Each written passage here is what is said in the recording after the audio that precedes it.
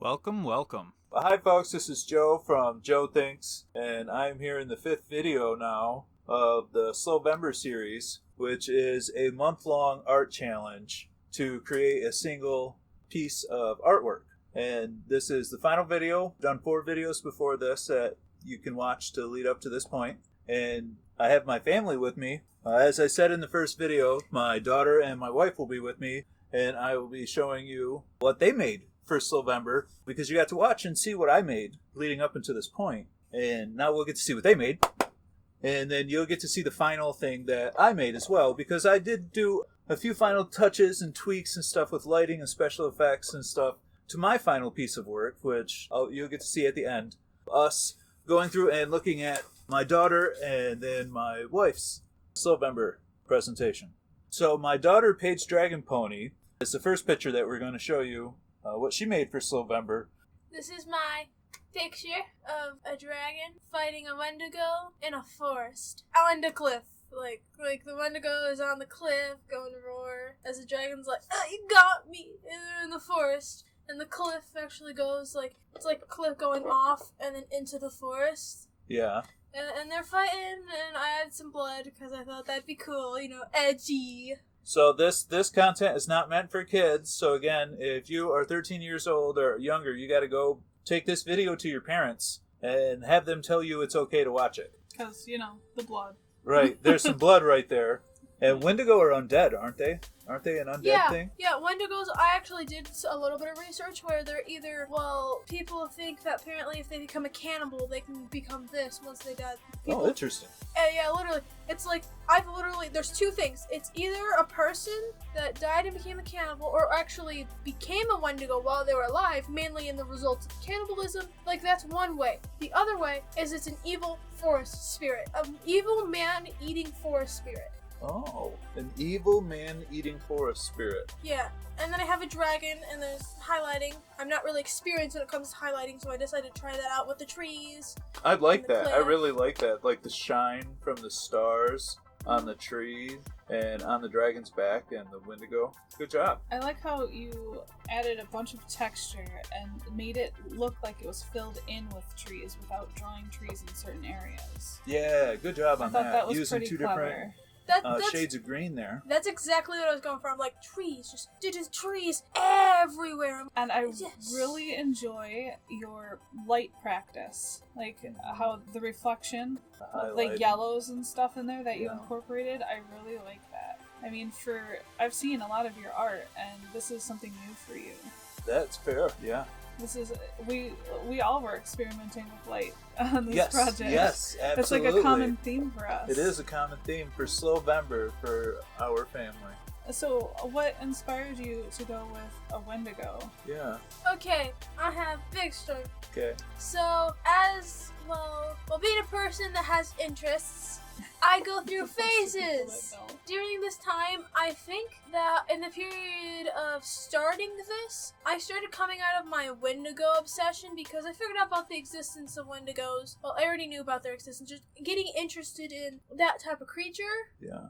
And also I have a friend group that we all decided to name ourselves the Wendigos. But yeah. Also, your influence came from your friends. Yeah. Or did you watch a video or something that inspired you before that? I watched some Darkness Prevail videos about Wendigos too. There you go. We should link Darkness Prevails description for this video too. Because I approve of that message. I like that. I love Darkness Prevails. But other than that, I was coming out of my Wendigo phase. And then I fell into another phase.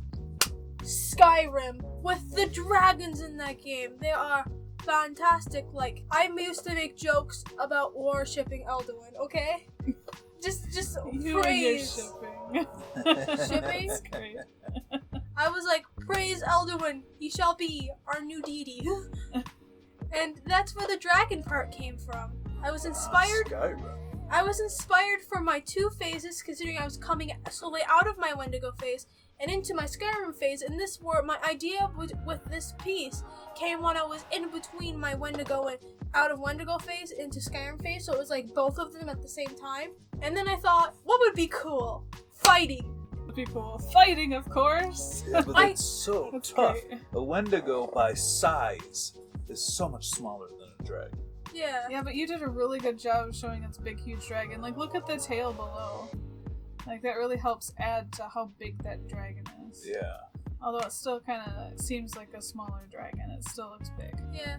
I literally thought, what type of dragon should this be? I'm like, green dragon is normal. You know, I'm going green dragon. I literally thought, normal green dragon, here we go. Well, it makes the most sense because a dragon that you would find in a forest would probably be green. Mm-hmm. So that makes a lot of sense. Yeah, poisonous gas dragon. Yeah. It would be an interesting view to see a straight up Wendigo fighting a dragon. Would definitely be an interesting sight to see. Oh, yeah. Wow. Terrifying, I'd run away. Yes, of course. Some lore says that when you're scratched by a Wendigo, that's a way you can become a Wendigo. So that's a good question for people to leave in the comments. Do you think a dragon would turn into a Wendigo, or do you think that there wouldn't be any effects of the Wendigo scratching the dragon? It's like the magical Like, nature of the dragon too much. Or would there be like a hybrid or any other thing? That would be something good that people could talk about. Because you can have undead dragons. There's Draco Liches and stuff. Yeah, but I know a lot of lore thinks that dragons are immune to magical anything. So is it magical that causes them, or is it an infection? So that's something to think about. When it comes to things like this, Uh-huh. where it's like deciding, oh, well, this happened. Unless there was actual thing being like, oh, this would happen to the dragon, I will be on any side. I can see it not working. I can see it also working. I can see it being a hybrid. Unless there's little proof being like, this will affect the dragon or this will not affect the dragon, I won't be picking a side. I think that it's not going to affect the dragon, and that dragon's going to eat that Wendigo. This Wendigo is fighting a dragon. It's not a normal Wendigo. Or It's pretty ballsy Wendigo.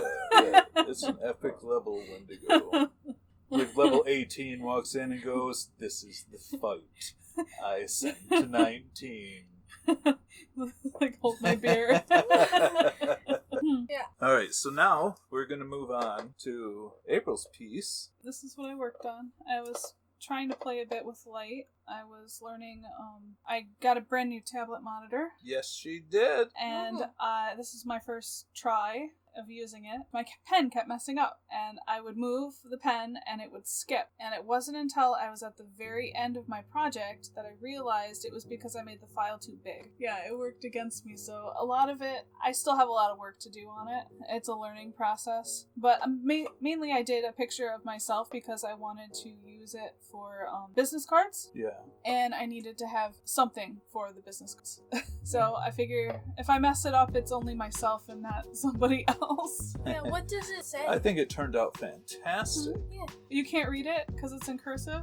I can read it. I just want you to read it. Oh, okay.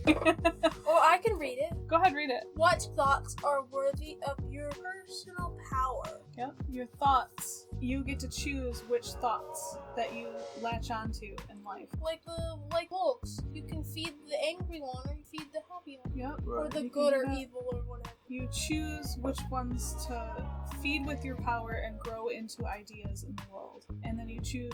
A lot of people can't choose. That's not fair for letting things go. But for the most part, you can try. You can strive to do that. Yeah. Even if you can't completely accomplish it like someone else could. Yeah. So what inspired you overall to take this approach for Slowvember? It was really involved. I knew it would take me a very long time to do this picture. And every little detail. And I really love doing digital art. And I am constantly trying to up my skills. Because that's fantastic. It's a great piece of art. Thank you. I think that's right. I look at it and I just see all the problems with it. That's all I see. The curse of the artist. I just see so many issues. But for the most part, I mean, this is okay for now. I mean, it was a learning experience, getting used to drawing on a monitor instead of on paper. Yeah. I like how you went extremely realistic in detail with the eyes, but you didn't necessarily do that around the nose. You let the lighting dictate how the nose is presented, which is very awesome. Totally unintentional. Yeah? Yeah. No, I just haven't learned yet how to make it stand out more. But I really wanted to blend it more. And the eyes are a focal point. Putting lots of details in the eyes, you can get away with that because it is Most where people everybody look at look. the They look eyes, right yeah, at the eyes. yeah. And it's the same with like makeup, how you try to highlight one area of the face that is more detailed than the other, so it's more balancing. So I just took that and threw that in the picture. I was like, okay, this is how I do my makeup, so this is how that's going in the picture. Yeah, that is awesome. I like how you disperse the lighting in the hair around each of the little fractals of light that are coming from the plant. Oh, like blurred at? Yeah, Like a little yeah. fuzzy, glowy effect how to it?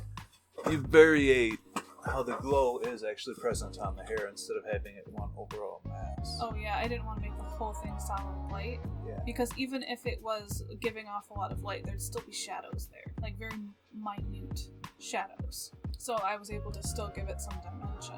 I wanted it to have some kind of shape, but...